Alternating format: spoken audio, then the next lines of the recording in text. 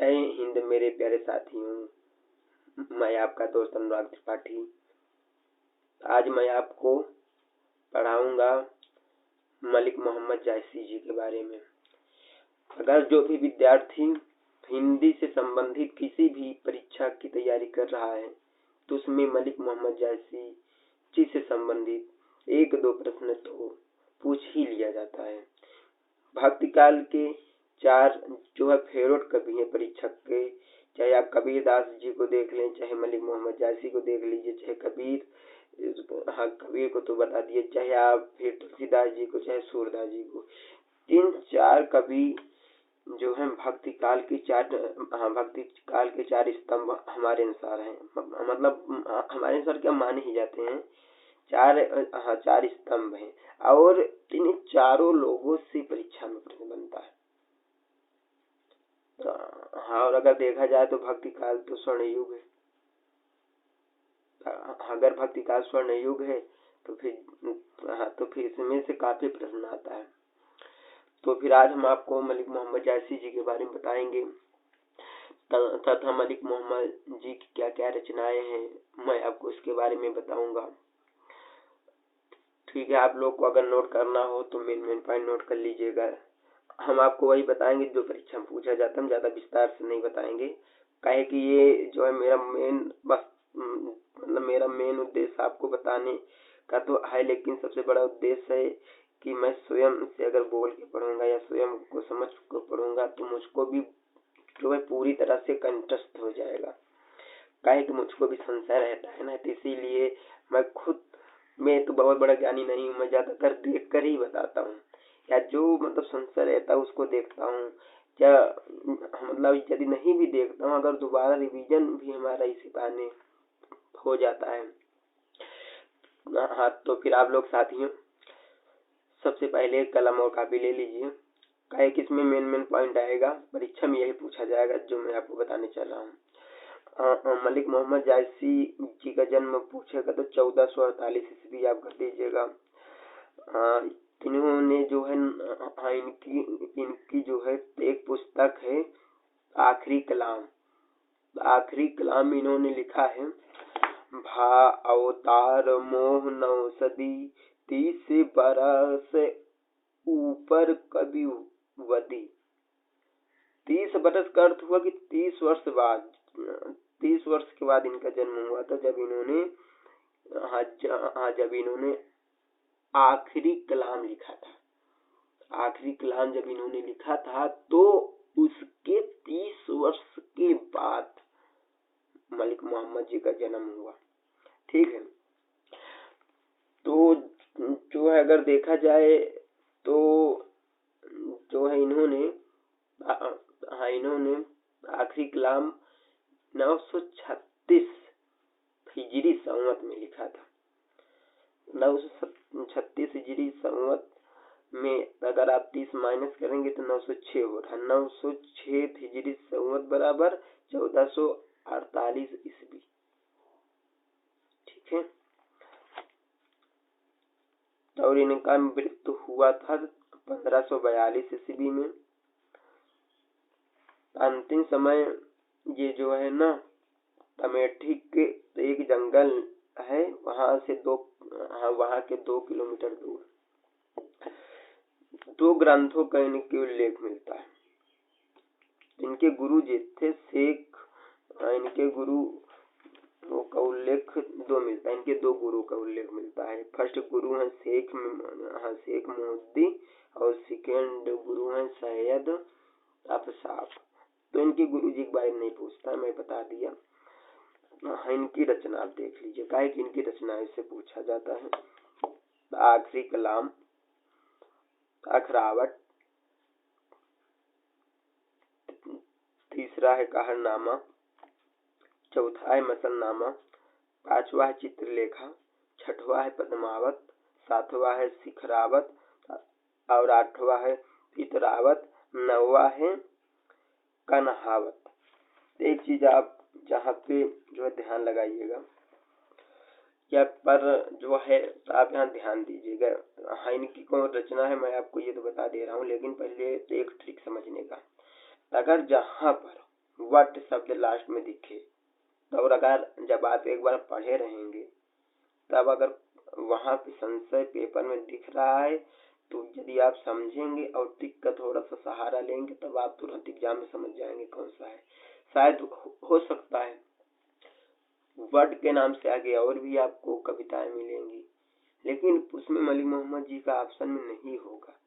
ये आप ध्यान दीजिए। अगर आपसे भक्ति काल में का पूछा जाएगा तो आपके मतलब ज्यादातर ऑप्शन में भक्ति काल के ही कवि रखे जाएंगे। बाई चांस अगर नहीं भी रखे जाते हैं तब आप पढ़ के जाते हैं कि हाँ ये हो सकता है। तो आप जब जो है देखेंगे भक्ति काल की कविताओं के नामकरण में और अगर रीत काल के देखेंगे थोड़ा अंतर है, लेकिन अगर आप भक्ति काल से अगर आप भक्ति काल से अगर आप आधुनिक काल के कविताओं में देखेंगे तो उनके नामकरण में बहुत अंतर आपको मिल जाएगा। तो इसीलिए अगर आपको वट दिखे तो ये लगा दीजिएगा मलिक मोहम्मद जायसी।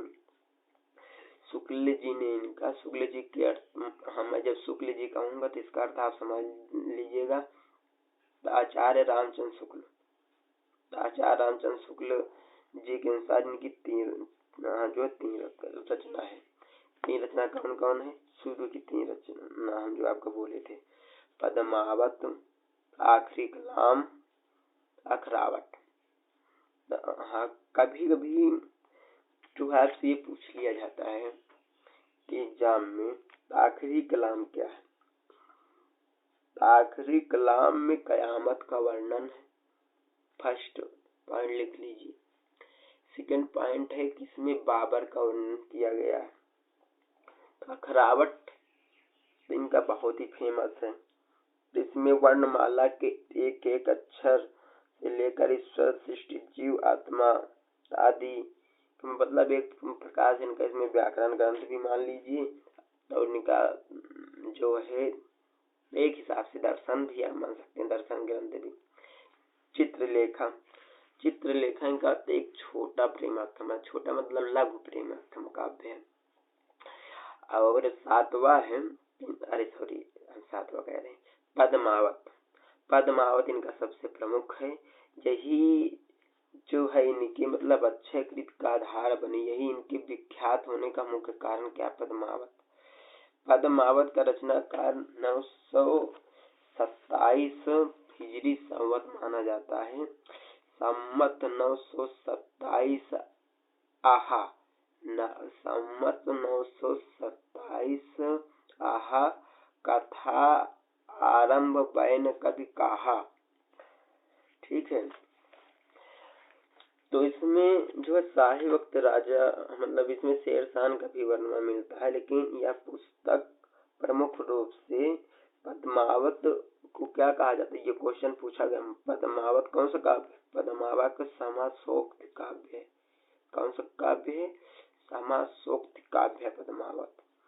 ठीक है, और इसमें किसका वर्णन किया गया है जानते हैं आप कि किसमें पद्मावती जी का विरहवाद मतलब विरह पीड़ा है।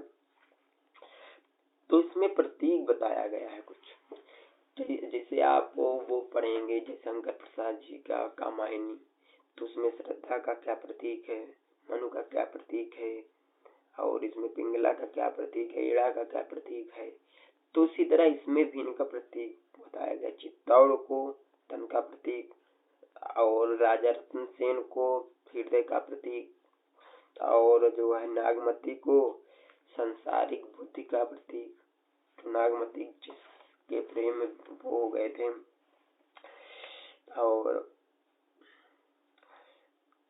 और जो है तोता इसमें था, तोता मतलब गुरु का प्रतीक होता है।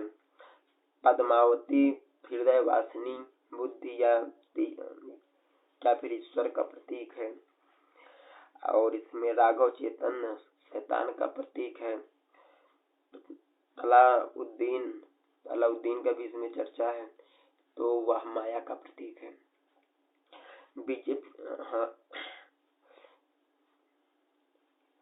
विजय देव नारायण श्यामी ने कहा है, शाही ने कहा है कि यह अपने समय की टकेली जो है ट्रेजेडी थी।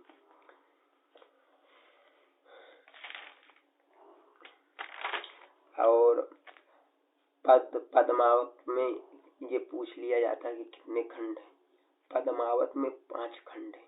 5 खंड क्या क्या है? नागमती वियोग खंड है, पद्मावती वियोग खंड है, घोरा बादल युद्ध खंड आदि है। और पद्मावत संजीवनी की व्याख्या किसने की? वासुदेव शरण अकबर वाली जो है। ये इतना इम्पोर्टेंट नहीं है। और आप जब भक्ति काल पढ़ेंगे तो भक्ति काल का नामकरण नहीं पूछा जाता कि भक्ति काल को क्या नामकरण दिया। भक्ति काल से ज्यादातर क्वेश्चन ये जो है बन के आता है कि भक्ति काल को स्वर्ण युग काल सर्वप्रथम किसने कहा? George Grierson. ये बहुत बार ये अब कोई भी मतलब ले लीजिए, जैसा लगता है कि जैसे किसी कोई फल जो लगता है ना बहुत अच्छा लगता है, तो ये जो है एग्जामिनर का सबसे फेवरेट प्रश्न है। ये तो पूछा ही पूछा जाता है इसको।